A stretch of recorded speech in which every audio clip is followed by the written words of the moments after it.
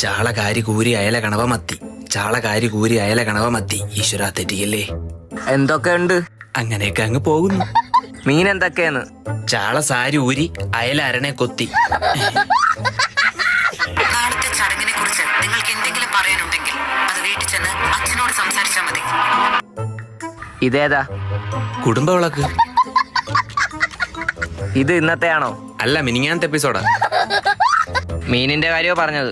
മീനാ, ഞാൻ വിചാരിച്ച സീരിയലായിരിക്കും. മലക്കറി എങ്ങനാ? ആദ്യം മീനിന്റെ തലഭാഗം വെട്ടി വേവിക്കണം.